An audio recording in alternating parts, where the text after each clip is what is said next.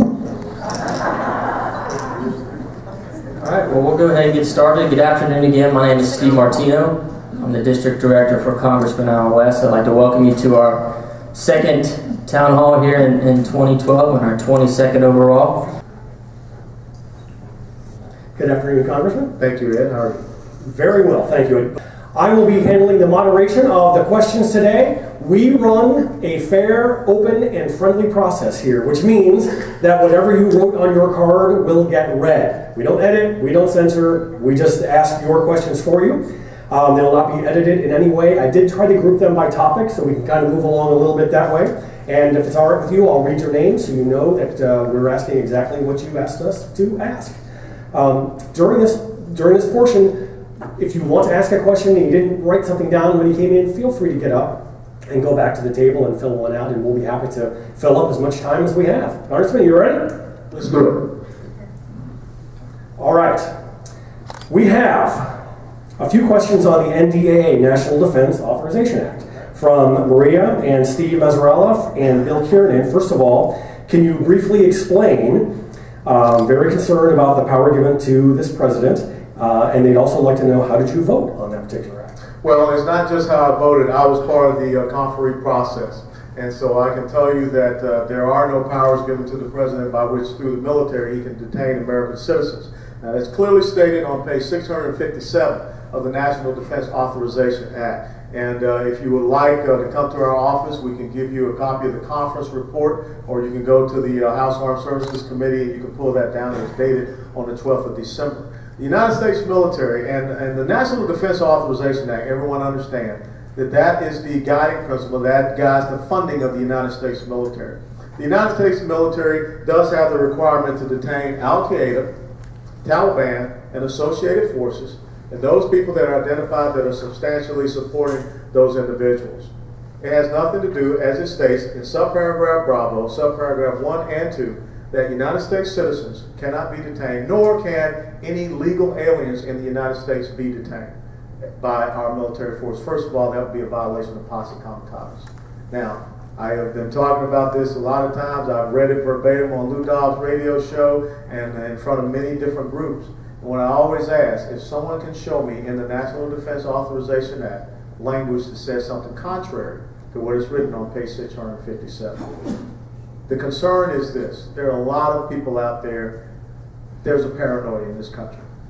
I cannot tell you how many people come up and ask me about FEMA, death camps, or the fact that Americans are being pulled off highways and sent to, retraining camps.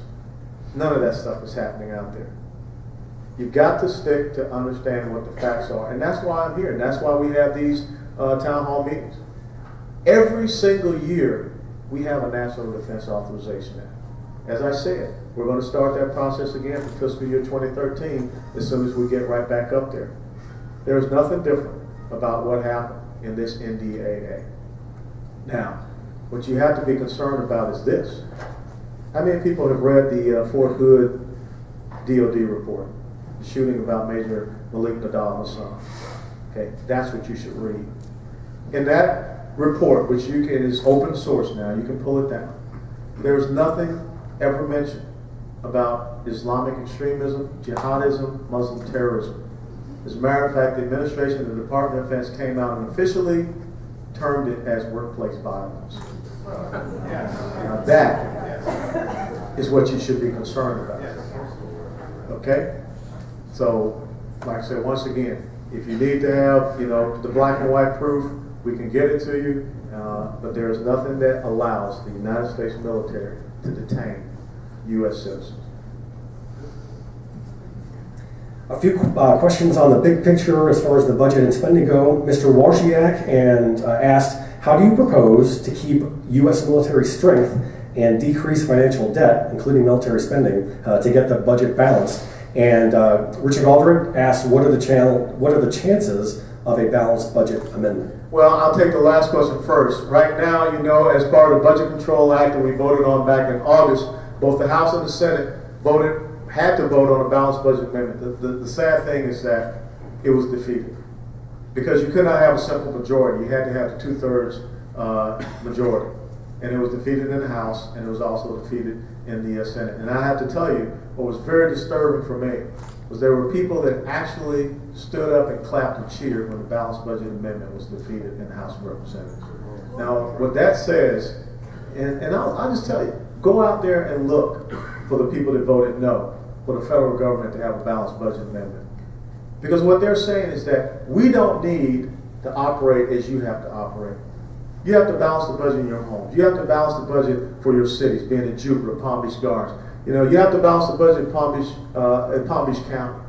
The state of Florida has to have a balanced budget by constitutional law for this state. But you have people in Washington, D.C. who don't want to get the spending under control because therefore therein lies the power that they have in Washington, D.C. And that is what really concerns me. Now, when you start talking about the defense and military, don't make the military the bill payer for fiscal irresponsibility coming out of Washington, D.C. Because now you're talking about men and women that you're asking to go out there and protect and defend you. And I'll give you a great example. When we came out of World War II, we had this great military that just across the entire world had defeated Japanese imperialism, Italian fascism, Nazism. Within 5 years later, what happened? North Koreans came across the 38th parallel. You can look it up. The first Army unit that was deployed to Korea was Task Force Smith. Task Force Smith did not have new weaponry, not the right type of equipment. An entire battalion was decimated, destroyed, overrun. When General MacArthur landed there and he decided one of the things we need to look at doing is how we can cut off the North Korean advance. And he came up with this brilliant idea of the Incheon landing. It had to be delayed because we did not have enough amphibious assault craft and we didn't have enough Marines. And you think about how silly that is. Because a few years prior, all the amphibious operations we had done in the Pacific, and then we did not have the requirement and the capability to be able to do the Incheon landing. You have to be very careful about looking at the military and saying, we're only going to give you $10, now you figure out what you can do. Instead of looking at the threats out there in the world, not just right in the Middle East, but what's happening right here in our hemisphere. What's happening in AFRICOM? What's happening in PACOM? You know, China is growing their strategic navy and their strategic air forces. And people are paying attention to the fact that we're talking about taking defense spending down to 2.7% of our GDP. Remember what I said? I can get rid of the entire defense budget, but you will still have close to $1 trillion deficit. So what we have to do is start moving away from a forward deployed military to a power projection military. What we have to do is look at our procurement and weapon systems, research and development programs. Right now, it takes us, anywhere from 10 out to 20 years to try to develop a new weapon system. We got to bring that down. The Israelis created the Iron Dome weapon system in 3 years. We need to bring our procurement systems down, acquisition systems down to 5 to 7 years. That cuts down your cost. And we do. There are places where we can find savings in the Department of Defense. But you know where you find them? I guarantee you, when you go to the Pentagon, you see people that don't need to be in the Pentagon. You go to some of these major headquarters, you can cut back and be more efficient in some of these major headquarters. But let me tell you what I lived through in the Clinton years when we decided to make the military the bill payer. We didn't have enough ammunition to qualify people on the rifle range. We did not have enough artillery shells and ammunition to go out there and qualify our gun crews. We didn't have enough spare parts in case something broke down.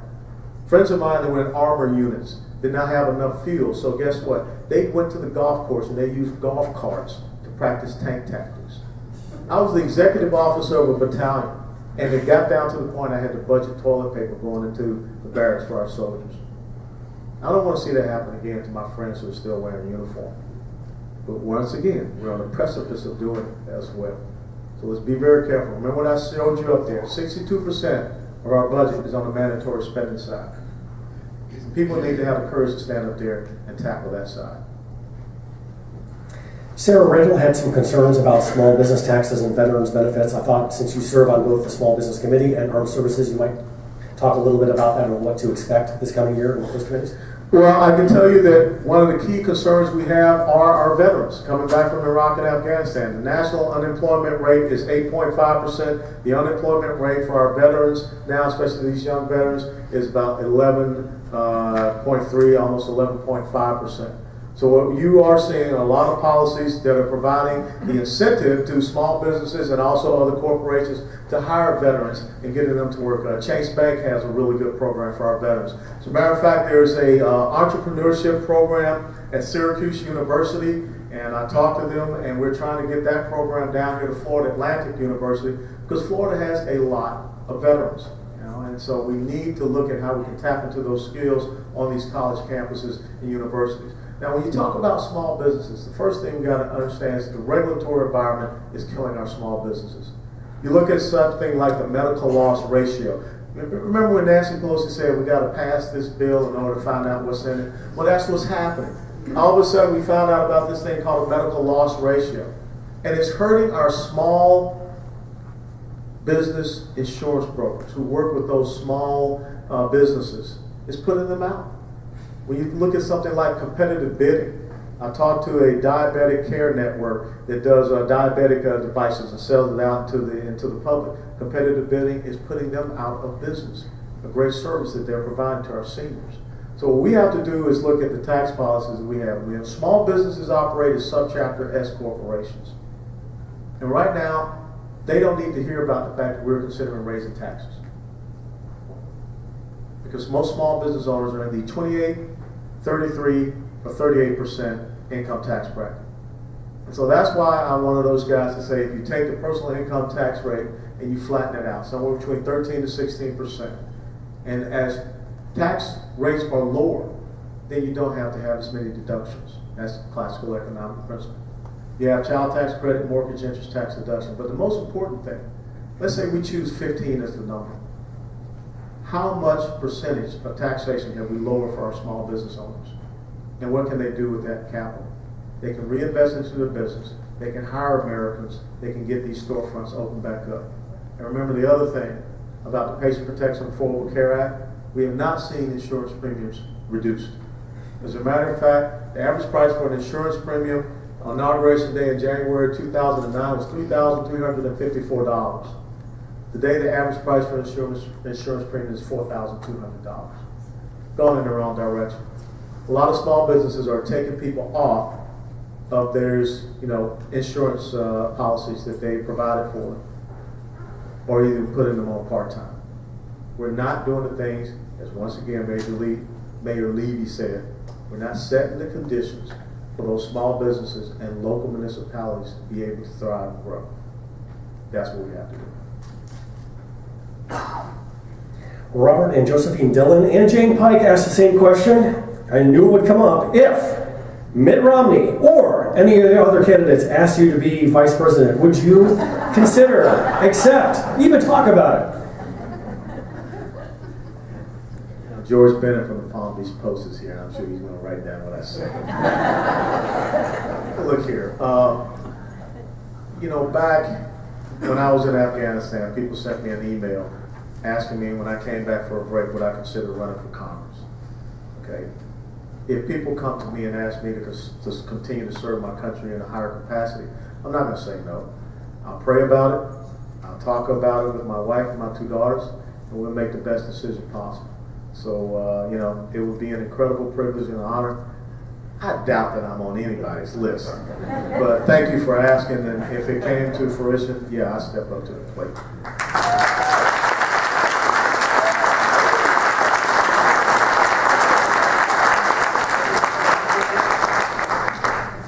Barry Carson asked, will you vote to raise the debt ceiling? No.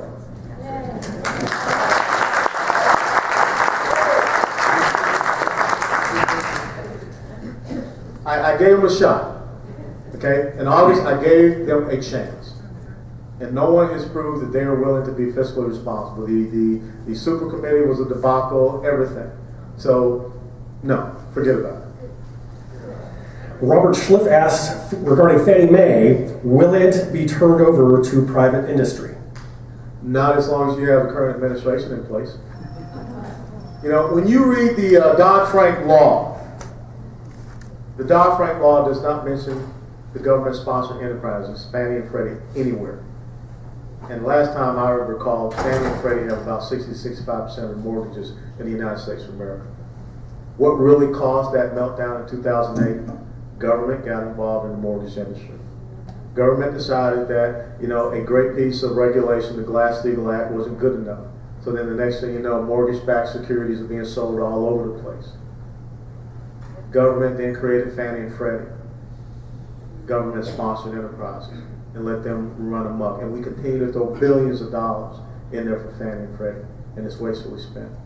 So that's one of the key things we have to do. And a lot of people talk about, we got to repeal the healthcare law next year, January 2013. Let me tell you something else you got to repeal. Two other pieces of legislation that are, again, killing our private sector and growth of our business in the United States of America. Number one, you got to repeal Dodd-Frank. You got to go back to, and you got to go back to Glass-Steagall so you have that definitive delineation between commercial banking and investment banking. And the second thing you got to do is you got to get rid of Sarbanes-Oxley. We are not seeing the growth of our initial public offerings here in the United States of America, which means we're not allowing people to get out there and grow new businesses, which means we're not hiring. So those are a couple of things we got to take care of as well. To continue a little bit about the Obama health care plan, Lila Brigham asked, when are the candidates going to talk the truth about the Obama health care bill and the control it contains? I don't know. You got to call up their campaign headquarters and ask them. I mean, I can't tell these guys what to say, but I will tell you what, they need to stop with the food fight stuff because they're just throwing mashed potatoes at each other. It's kind of looking ugly. Yep. Robert Lesser asks, have the Tea Party congressmen been subjected to trouble from the mainstream old-line GOP Congress, i.e. your redistricting? Look, let's be very honest. The means by which I came to be a congressional representative in Florida is not the traditional means. I didn't go and serve in the state house. I didn't go and serve in the state senate. So I'm not tied and linked to, Tallahassee. I'm not part of the good old boy club up there. They got a job to do in Tallahassee. They'll figure out this redistricting thing. And you know what? I'm not going to Tallahassee. I'm not bugging them about it. I don't have a lobbyist that I'm paying to go up there because it's not my district. Whose district is it? So if you want to see the right type of representation for the district, then you're the ones, and there are many folks down here in South Florida that are doing that calling and letting their concerns be heard to their state representative and their state senator. Whatever comes back out of Tallahassee, I'm going to do my best to run and be successful and stay your congressional representative. So that's how it is.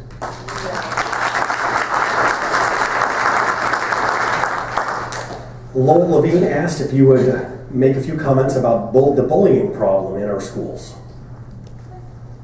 I mean, I used to get picked on. I really did. I used to get picked on. I was a nerd. I used to, take books home and study. And that wasn't too cool in the inner city of Atlanta, Georgia. I will tell you what I did find out was that a history book is an incredible battering ram. It can really adjust someone's behavior. I think that is something that as we get the opportunity to go in and talk to our schools and being role models, I mean, that's what we should, try to show to our kids. But, we've got to get education back emphasized at the local level. And even more so, we've got to get parents back engaged in education and the atmosphere and the environment in our schools. So I think, Lowell, that's one of the key things that we have to do is start talking to the teachers, because a lot of times this anger and angst of the home is what kids will bring into school.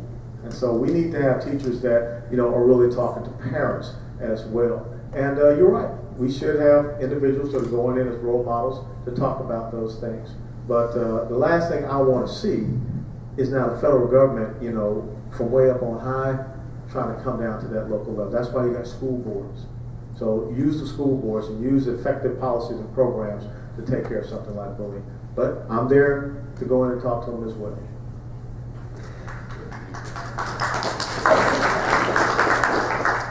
Tom Rowe asked the question, what does 2 more years of Obama look like to you? 4 more, excuse me.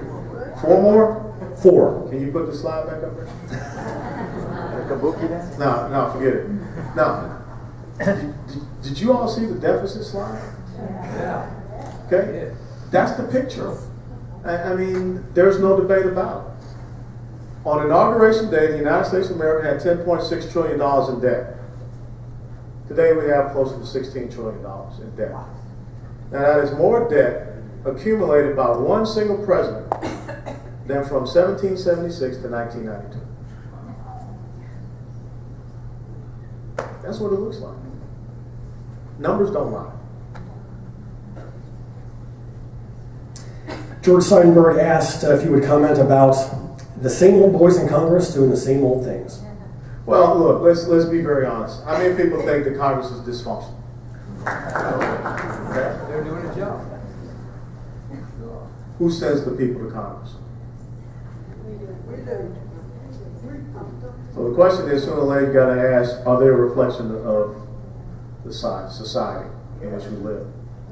Now, you know, there is an old guard in Washington, D.C., and the old guard does not like change. How many people have recently been up to Washington, D.C., let's say within the last 2 months? Okay, what do you see when you go up to Washington, D.C.? Growth. Say again? A lot of growth. Construction, okay? If they're building and you see those cranes up in Washington, D.C., business is good for government. Business is good for growing government. What's the unemployment rate in Washington, D.C. as opposed to Palm Beach County? Palm Beach County, I think, let's see, hold on.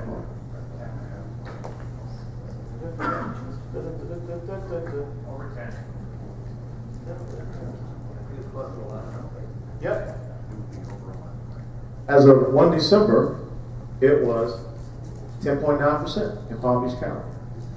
I guarantee you unemployment is not 10.9% in Washington, D.C. What's the foreclosure rate down here? What's the foreclosure rate in Washington, D.C.? Okay? There are people in Washington, D.C.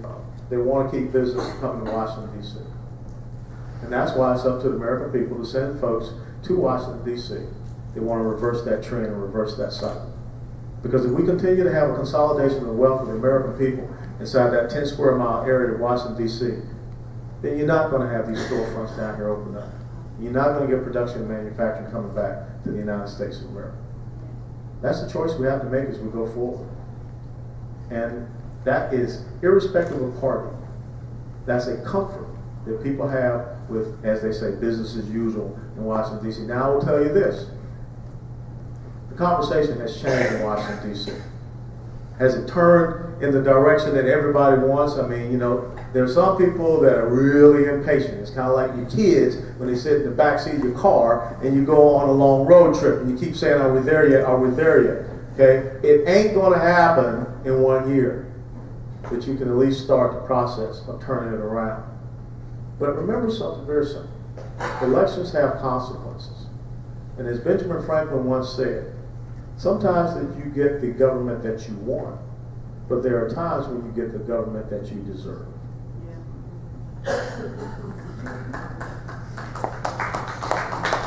Stuart Poxelbaum had some concerns about liberals and big spending, but the question is, can we get the Republican candidates behind Mitt Romney? Maybe you can just sort of expand on the primary process from this point forward. Well, I mean, I cannot get inside other people's heads. I mean, I would be speculating. It would be complete conjecture. So, look, all of these guys are out there, they think, you know, I should be president. And so sooner or later, reality has to sit in. And, you know, for some of them, they need to, you know, winnow down the field. I think that by the time you look at the Florida primary, you may be down to 4 candidates. And that would be a good thing. Florida is really going to be important as far as its primary position because Florida is going to be the first primary that is kind of reflective of the United States of America. Florida is the 4th largest state. Florida is very diverse when you look at North Florida all the way down to South Florida. You know, when you look at the Iowa caucus, okay, that's 120,000 people. You know, Florida, you know, Palm Beach County, I believe, has probably close to 300,000 registered Republicans. Look at New Hampshire. I mean, New Hampshire, you know, a lot of independents came out, not so many Republicans. And, you know, I got to tell you, when you look at Bob Newhart, you know, his show used to be in New Hampshire. I didn't see a lot of black folks in New Hampshire. So that's not really reflective of, you know, the United States of America. So I think that when you come down to Florida, you're going to start to see a true representation of this country.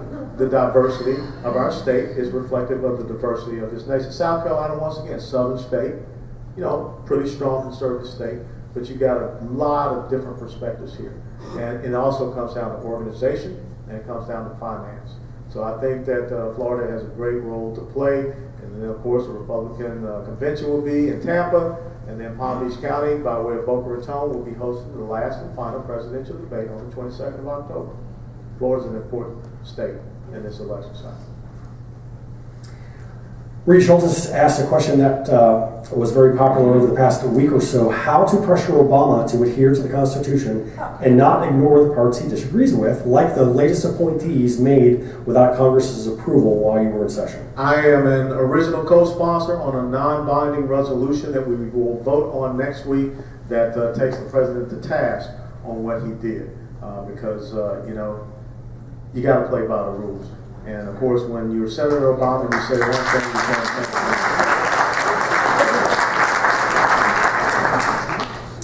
of Raymond Kai has asked or suggested that an easy way to win election for Republicans is to vote to increase in tax for the wealthy with money only to go to reduce the debt. Yeah, let me tell you, those of us that used to be paratroopers, that's like looking to the Air Force jump master before you get ready to jump out of the airplane, and you ask the Air Force jump master, what are the winds on the drop zone? And he says, there's zero, there are no winds. Yeah, right, okay? Exact same thing. When has the federal government proven to the American people they're going to be fiscally responsible? So how is it that I can come, and especially after we just voted, and say, we don't want a balanced budget amendment. So we're going to raise taxes on Americans, get more of your hard-earned resources, and you really think that we're going to take it and pay down the debt? I just don't believe it will happen. I believe we have to have a fundamental reform of Congress, and we also have to have a fundamental reform of the mentality of the people that we're sending to Washington, D.C. before we start asking American taxpayers to sacrifice another single dime. It is incumbent upon us to do the right thing for our country. John Dool asked, if the USA achieves energy independence, how do you see future involvement of the United States in the Middle East? Well, I think that if you achieve energy independence, or at least get yourself going in that direction, then you really can have a foreign policy by which you can dictate that foreign policy, and it's not a foreign policy based upon dependence. It's just the same with China. I mean, China, only 28% of our debt really is able to dictate foreign policy to us. When we say we want to have increased sanctions on Iran, what does China say? Forget about it. As a matter of fact, we're going to continue to do it. And all over the world, we're going to go out and look for these raw materials and energy resources. So you're absolutely right. We need to be able to develop a full spectrum of energy resources in the United States of America: oil, natural gas, coal, nuclear, hydrogen, tap into the Gulf Stream, which is Florida Atlantic University is doing a great research project on that. The biofuels, the wind and the solar. It's kind of like an investment portfolio. No one puts their money into one single investment. And that's the exact same thing we should do. And as technology improves, then you shift how much you're investing in oil or natural gas or coal or what have you. But the thing is that we need to at least start. We've never started. North Dakota has an unemployment rate of, I think, like 3.2, 3.3%. Why do you think North Dakota has such a low unemployment rate? No people. The Bakken oil fields. And the EPA tried to come in and try to shut them down. And it was the people of North Dakota stood up and said, leave us alone. We're working. We're producing. That's what we have to be. And it comes back to the Keystone XL project. 92% by 2013. Come on. If you're serious about creating jobs in the United States of America, the president has to say, go for it, green light, and not succumb to the environmental lobby group which protested out in the White House, and then also the Hollywood elites that were running ads against him. That's why the decision was made. We're just going to push it off until after the election. What do you think will happen after the election? Eric Dupard asked, exactly what is the bill that Obama has submitted asking for power regarding government reorganization, something regarding the elimination of the Commerce Department? Nothing, okay? It's just the same as when we had the American Jobs Act. You know, he was standing there and lecturing us about pass this bill that we had only gotten 5 minutes before he came in to give the speech. I mean, this is how it's done. What has happened in the United States of America is the politics of demagoguery. It's not policy. You know, you stand up, you got the big megaphone, and you make all these pronouncements and announcements and nothing but gimmicks.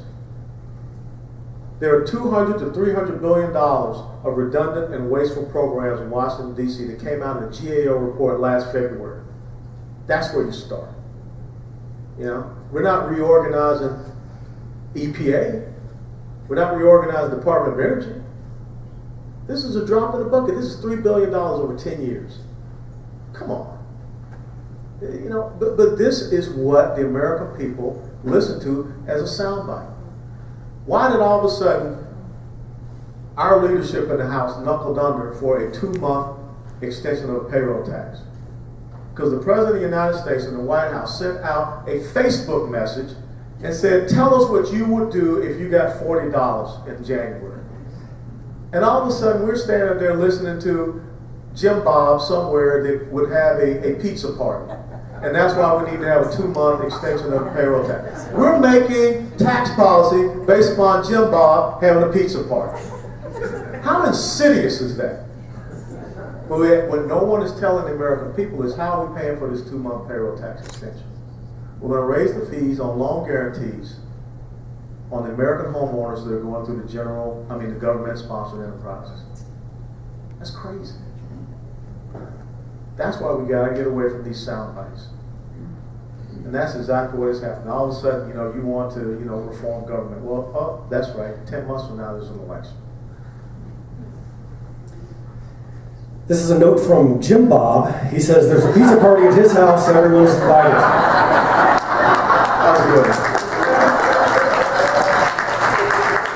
However, if Jim Bob had paid attention to us, he would have had a pizza party for the entire year, not just January. Mr. Robert Lesser said there was a congressional committee that studied ways to cut federal spending. They determined that there were hundreds of billions of waste and duplication. Whatever happened? No, that was the GAO report. That wasn't a congressional committee. That was the Government Accounting Office, and that was last February. And what did I say happened to it?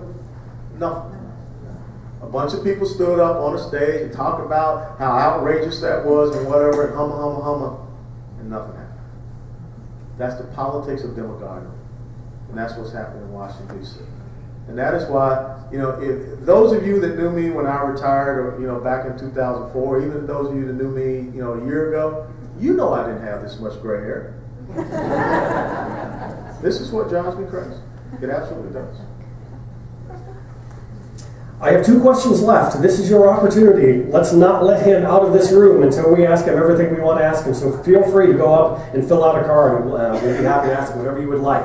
This is from Kirby Simmons, Lieutenant Colonel retired from the United States Air Force. How do we reduce our world involvement with a stressed force and budget constraints? How do we reduce our world involvement?